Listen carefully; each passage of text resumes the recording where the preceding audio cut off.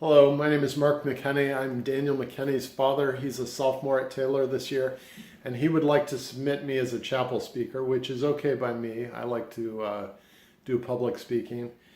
And so I've never really videoed myself in a teaching situation. So I have to give a charge for the eighth grade Sunday school class at our church.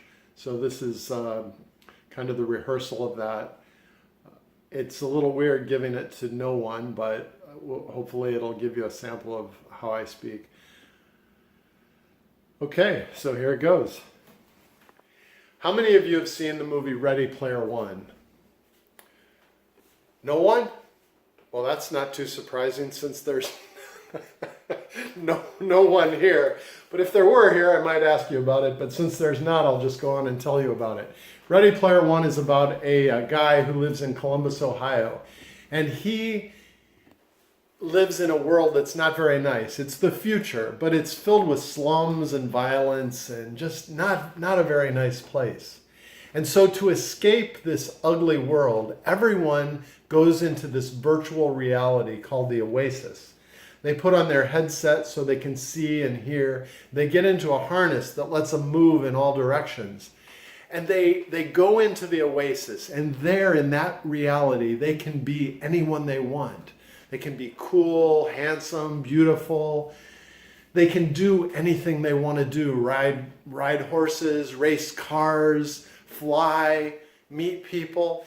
It's so much better than the real world. And so they live in this oasis as much of the time as they can. Well, the creator of the Oasis, who is a multimillionaire who basically controls the whole world, he dies, and he leaves in his will the information that there are 3 keys hidden in the Oasis. And the first person who finds all 3 keys will inherit all that he owns. They'll essentially inherit the Oasis. And so the movie plays out as this guy and his girlfriend hunt for those keys to be the first person to find them. And naturally, they're racing against this evil group that's trying to find the keys as well. And so you see as they get deeper into the movie how much they sacrifice, both things that they have in the Oasis, but also things in their real lives as well. They sacrifice everything to find these keys. Well, that reminds me of a story that Jesus told. It's found in Matthew chapter 13, verse 44. Let me read it. The kingdom of heaven is like a treasure hidden in a field. When a man found it, he hid it again, and then in his joy went and sold all that he had and bought the field. Let me read it one more time, just so you have a chance to let it soak in. The kingdom of heaven is like a treasure hidden in a field. When a man found it, he hid it again, and then in his joy went and sold all that he had and bought that field. So before I comment on this, I want to say thank you. Thank you, thank you, thank you for making my life and the life of all these leaders more interesting. It's been a fun couple of years that we've had with you.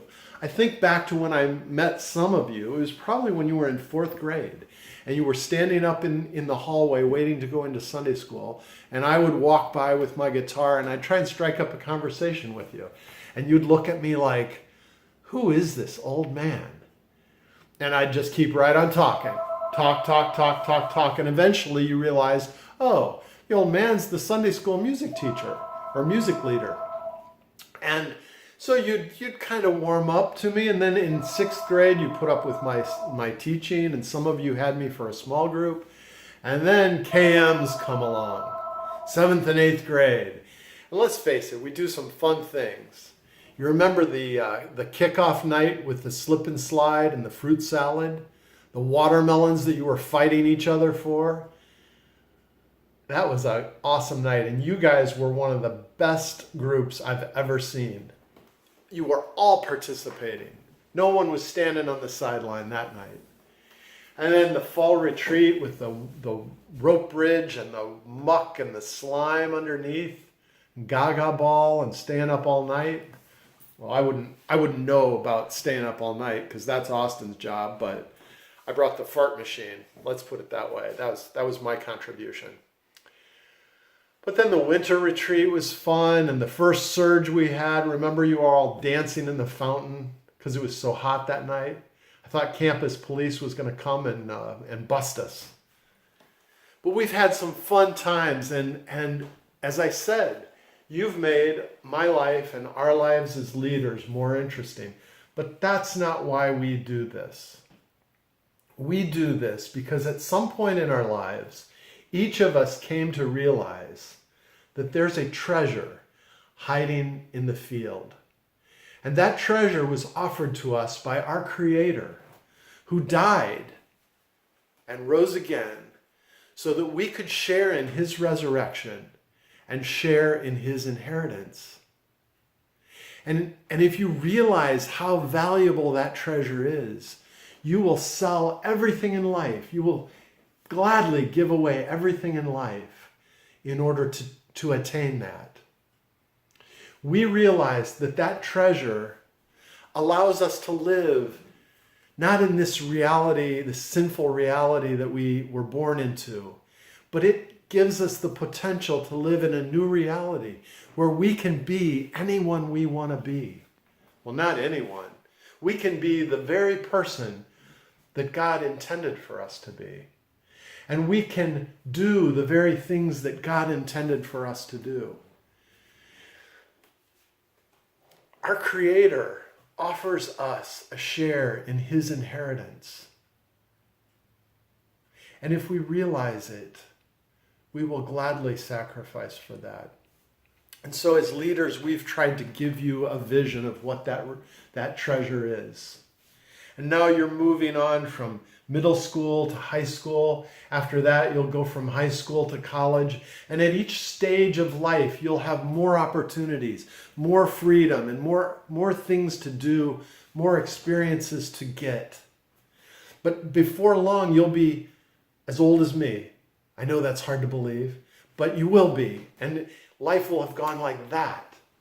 And if you live your life collecting things that are meaningful to you, you'll miss out on the most important thing in life.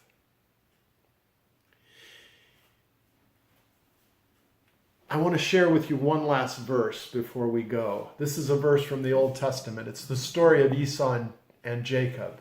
Remember, they're the two brothers who fought a lot. And this story in particular is when Esau sells his birthright to Jacob for a bowl of soup. You've heard it. I've read it many times. And every time I read it, I think, how could Esau give up all his inheritance for a bowl of soup? But the answer to that question is found in the last verse. It says, Esau despised his inheritance. He despised it. His dad was a wealthy guy and was going to give him all that he had. But Esau in his mind said, I don't need that. I don't need that. I'm a hunter. I can make my own way in life. I don't need his inheritance. And sadly, a lot of people in this life look at Jesus. They look at his death and his resurrection and they say, I don't need that. I'm not that bad. I'm going to make my own way because I don't need that. See, we've worked with you guys over the past 2 years because we want to give you the knowledge of this treasure that's hidden in the field. And if you catch that vision, then as you go through life, yeah, you'll have new experiences and new things, but it'll all be in proper perspective because you'll gladly put those things aside for the most important thing, which is a relationship with Jesus Christ. So we all wish you well. We hope that you'll stay in touch with us when you see us in the hallway. Don't be strangers. Don't think of us as just the uncool middle school leaders. We wish you the best. And so let's pray. And that's what I would say, more or less.